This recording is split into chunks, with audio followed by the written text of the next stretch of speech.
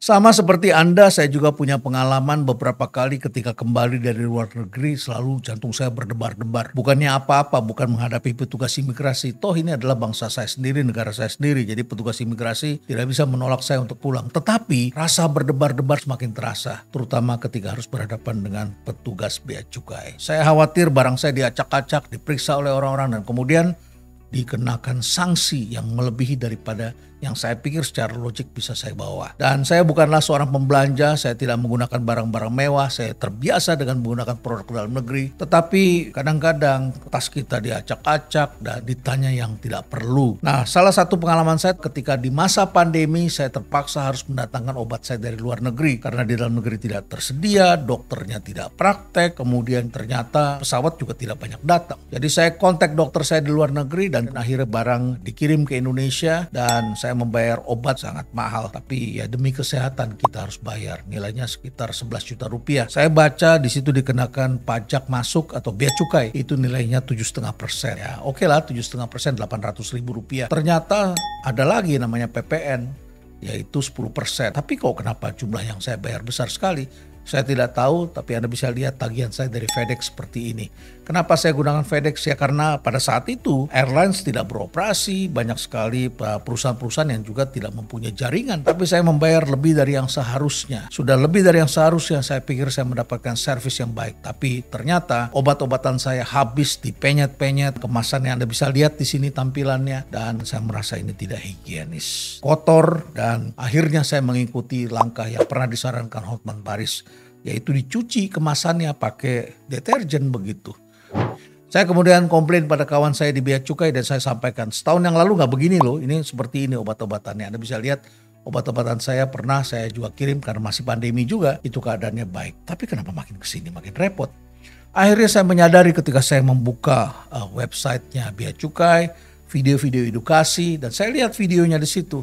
Alamak, ini perlu banyak diedukasi dan perlu diperbaiki. Menurut saya juga harus digunakan sains dalam pemeriksaan. Saya melihat orang-orangnya tidak menggunakan sarung tangan. Barang orang itu tidak bisa dipegang dengan tangan kosong. Sebaiknya harus pakai sarung tangan. Kalau Anda tidak bisa bekerja dengan sarung tangan yang tebal, bisa digunakan sarung tangan yang tipis. Kemudian juga pakai masker, pakai celemek di sana. Kok ini tidak? Kemudian tidak dipakai sains. Karena apa? Karena semuanya dibuka dan saya baca ketentuannya di situ. Semua harus dibuka. Kenapa tidak diambil random sampel, kemudian dilihat siapa pengirimnya untuk ketentuan apa? Tentu saja kalau orang bisa memeriksa, kan bisa punya data. Apalagi sekarang kita hidup dengan era big data. Bisa dilihat siapa yang biasa mengirim, kalau obat apakah dia memang pecandu narkoba atau tidak. Datanya bisa dibuka, tapi ini tidak digunakan. Perusahaan-perusahaan besar saja kalau melakukan ekspor impor itu ada jalur hijau, jalur merah. Sehingga kemudian bisa dipisahkan, bisa mempercepat sebuah proses. Saya melihat proses saintifik ini masih harus dilakukan di bea cukai. Saya tidak ingin bercerita panjang lebar, tetapi saya ingin memberikan saran-saran agar bea cukai kita juga menjadi lebih profesional. Sama juga dengan teman-teman saya di kantor pajak. Saya tahu di antara Anda masih banyak orang-orang baik. Dan saya ingin membayar pajak. Jangan sampai Anda kenakan saya denda. Karena pajak dan denda adalah dua hal yang berbeda. Dan petugas harus tahu itu bedanya. Pajak itu adalah biaya yang kita bayar karena sesuatu kita lakukan dengan benar. Makanya sekarang disebut self-assessment. Kita menilai dan kita merasa benar kita bayar. Tetapi karena petugas tidak percaya, maka seakan-akan kita bukan membayar pajak tetapi menjadi denda. Denda itu adalah pajak yang dikenakan pada orang yang melakukan sesuatu dengan tidak benar. Jadi misalnya saja Anda tidak pakai helm, itu kan tidak benar, ya kena denda. Anda bentak petugas, Anda ngomong-ngomong yang kasar seperti yang belakangan ini kita lihat di Bali. Itu adalah denda, wajib Anda kenakan lebih besar dari pajak. Nah, jangan lupa bahwa sekarang negara membangun bukan hanya kesejahteraan. Kita membangun infrastruktur untuk apa? Untuk membuat rakyat itu bahagia.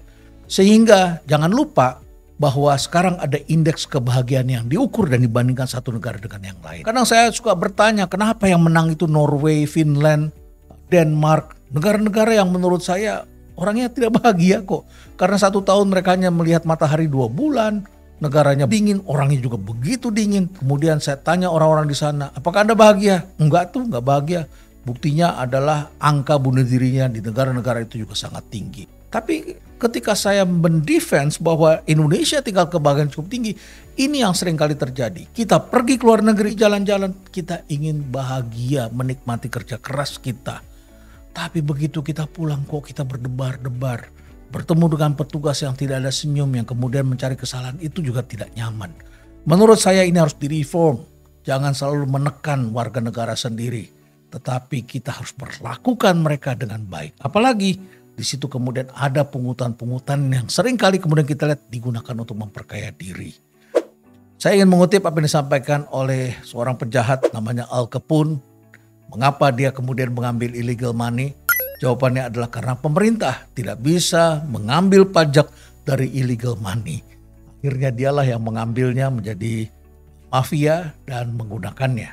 Tetapi belakangan ini ketika ada yang mengambil legal money secara illegal dan digunakan secara illegal, maka pajak atau cukai terasa sebagai denda yang dikenakan pada orang yang ingin melakukan sesuatu dengan benar. Harusnya kalau kita melakukan dengan benar justru kita diberi insentif. Jangan terus kemudian dikenakan lagi. Dan menurut hemat saya pajak ini juga harus mentarget pihak-pihak yang tepat. Janganlah orang yang melakukan dengan baik selalu dicari-cari lagi kesalahannya dan akhirnya membuat kita tidak bahagia. Kalau saya perhatikan juga custom dan duties yang diterapkan di berbagai negara itu sudah semakin lebih baik.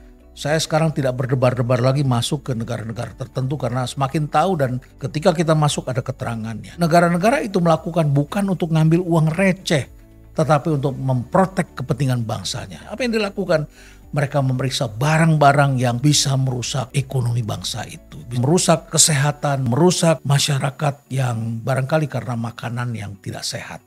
Jadi misalnya kalau kita mau masuk New Zealand yang diperiksa itu adalah buah-buahan, sayuran, daging, makanan, itu semua diperiksa dan kita harus declare. Kemudian nanti dilihat kalau memang kita sudah declare ya harus dibuang barang-barang itu. Tapi kalau kita tidak declare mereka temukan, habis kita menjadi kena denda karena tidak melakukan dengan benar. Kalau Anda masuk Dubai ada lagi yang tidak boleh, yaitu barang-barang seperti misalnya propaganda anti-Islam misalnya. Atau juga alat-alat judi itu juga tidak dapat dibenarkan. Untuk itulah maka di Dubai mereka menciptakan apa yang disebut sebagai smart table. Jadi ada ruangan kemudian ditaruh benda kita di sana dan tanpa harus dibuka langsung bisa ketahuan apa itu.